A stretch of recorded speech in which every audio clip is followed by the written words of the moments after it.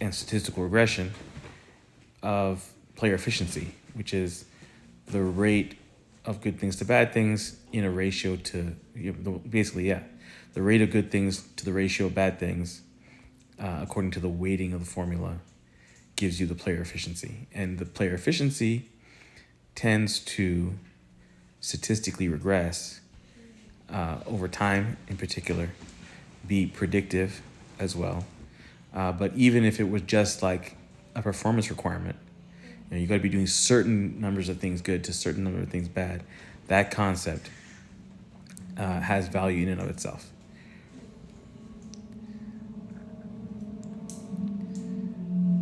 So every successful pass, every successful tackle, good positioning, and then executions of skills are being tabulated.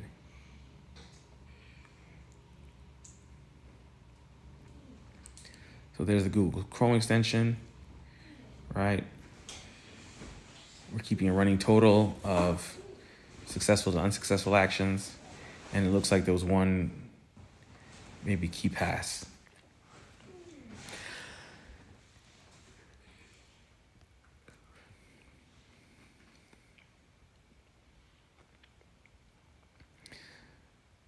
So we're tabulating those things, and that gives us a baseline about player efficiency, right? And then we got to start thinking about sort of meta rules that can start improving his game.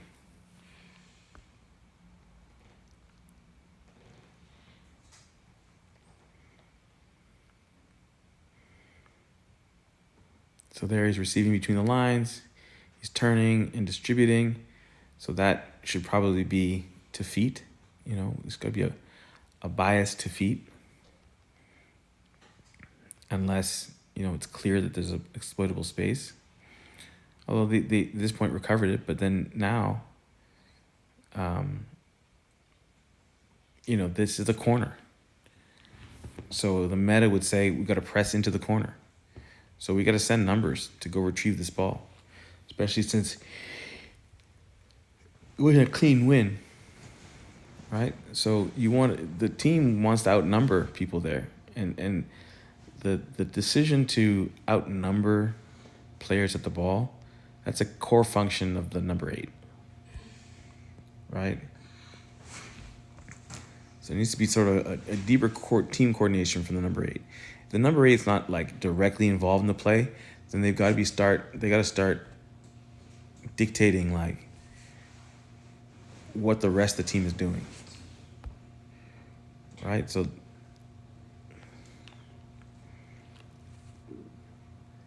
not a great transition to forcing the ball into that seam.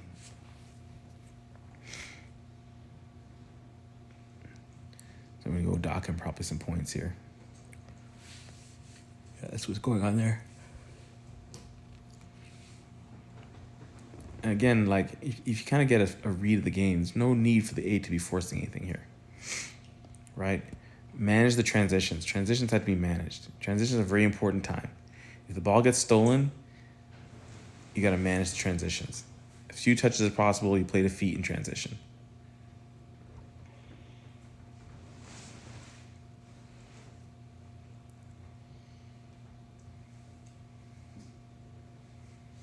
A nice play and a play to feet, right? So now the play is going to continue.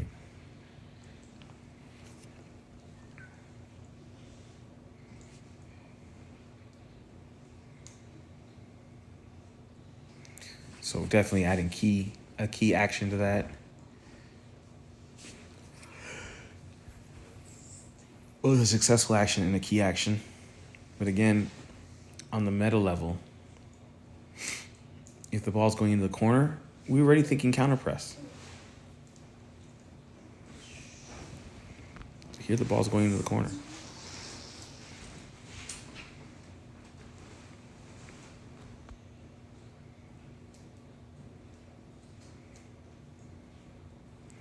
Looks like offside or something, some kind of foul.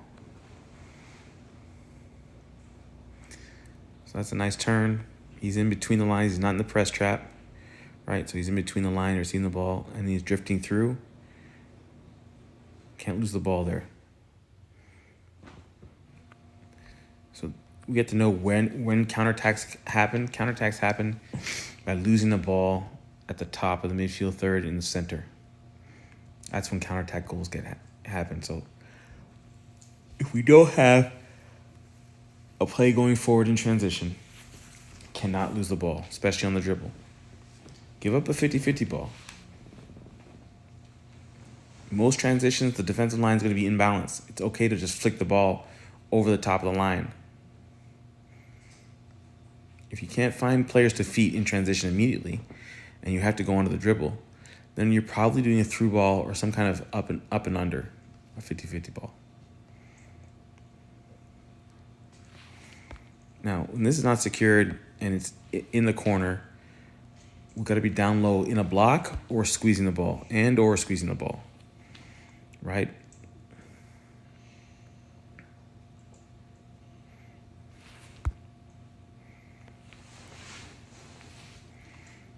And defend into the box, especially if the team is below the last line of the defense, and the entire team's got to collapse into the box.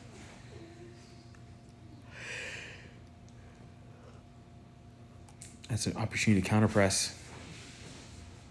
You've got to be sending numbers, especially when they move into that corner. Not just one, 2 or 3 players.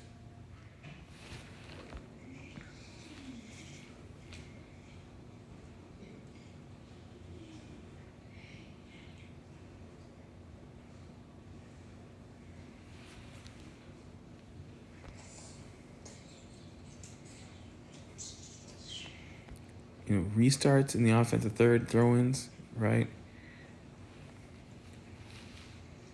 The 8 basically becomes a striker.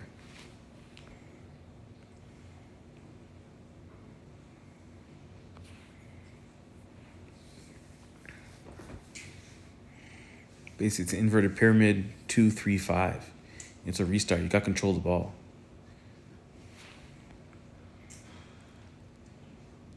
Shouldn't be 4 lines. Should be 2, 3, 5. Shouldn't be 4 lines of shape on an offensive restart. And the idea is get the ball out of the corner as quickly as possible.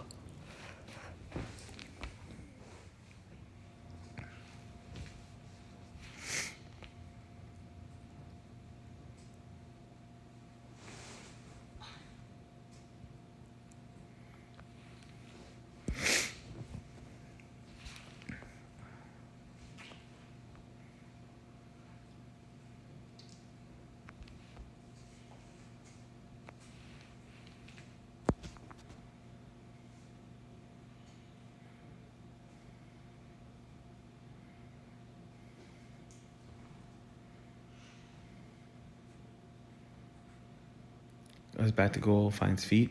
That's fine.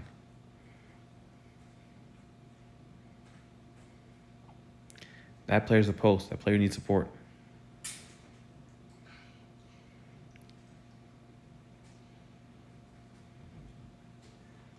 Or the pivot. That player needs support. Even though he's wide, he's like a pivot.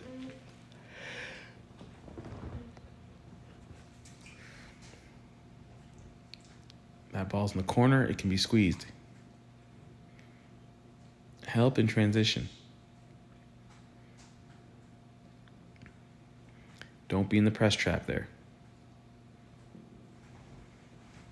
So step up, go counter press, or pin the back line all the way deep. But don't drift in between the lines.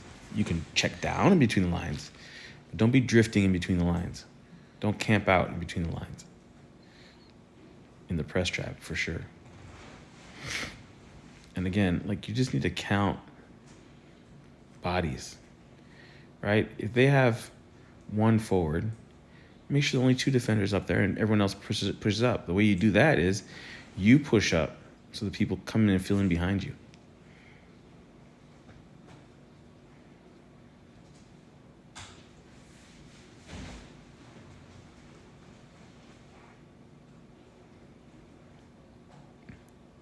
Should basically be in a low block here. Looking for press opportunities.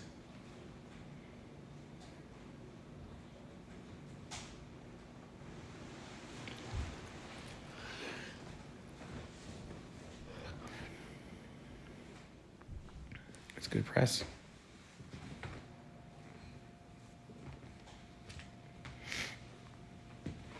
What's the pressing? It's a good press. Oh.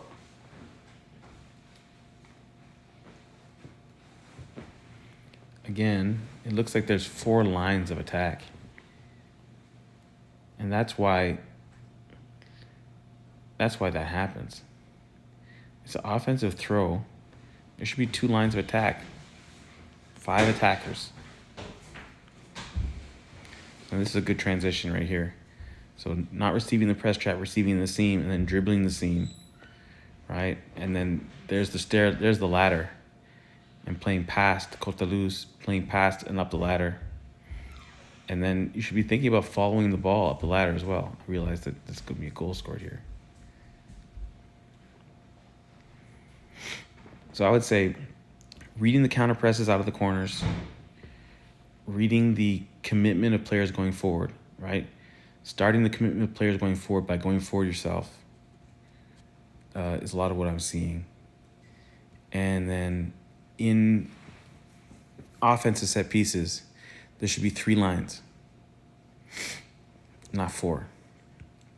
So that, a lot of times the relief pass is square. The square pass is what relieves pressure. An easy facilitating pass.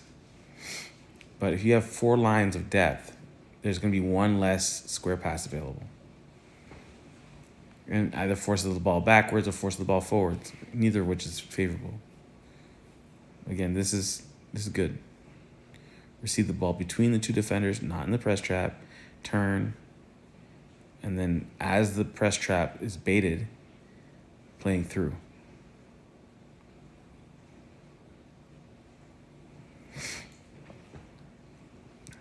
Again, so also keeping track of some kind of mental note of the efficiency contributions, right? So have you positively affected the game? Are you keeping mistakes or forcing or making sure that you're not forcing decisions? Making sure you're not forcing decisions when you have a bad count, right? So basically, 1 out of every 10 skills or decisions has got to be a key pass. And you need 4 out of 5 or more, 80% or more of your decisions and skills to come off. So you don't need to swing at every pitch. You need to force things less and keep the ratio in mind.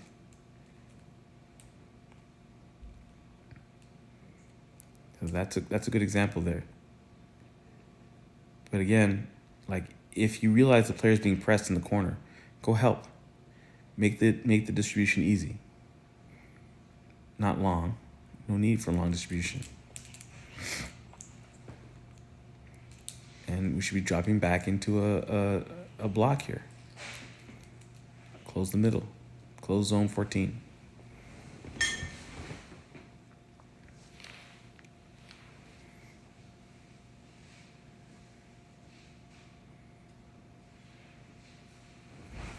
So again, on that play, it wasn't easy. There's pressure on the ball. Got to go to the ball, make it easy on the ball carrier to get you the ball. And then have an idea. Most likely play the way you face, but have an idea of where the ball's going to go in transition.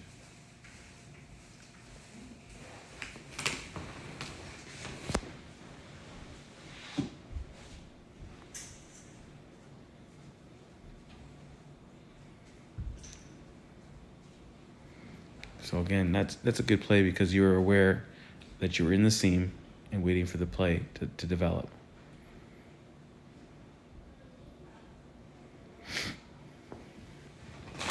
Settle the ball quickly, right?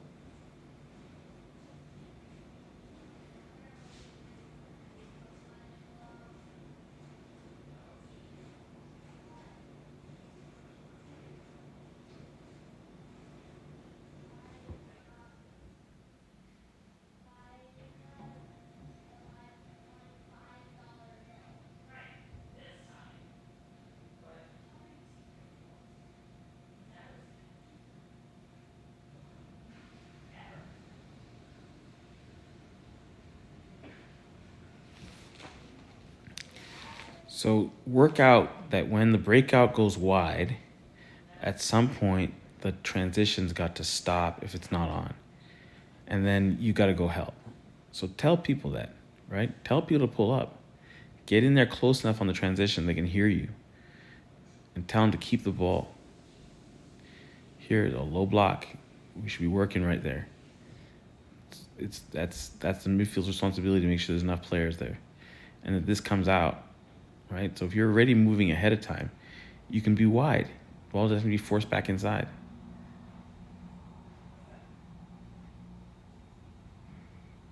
Right? You're allowed to go wide and help as well.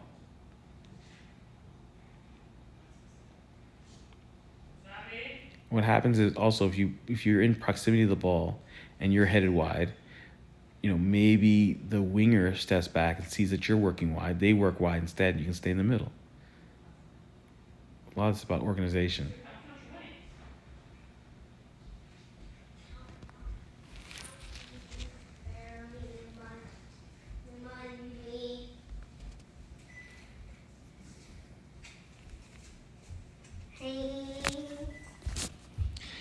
Anyway, that's what I see for now. So, good work.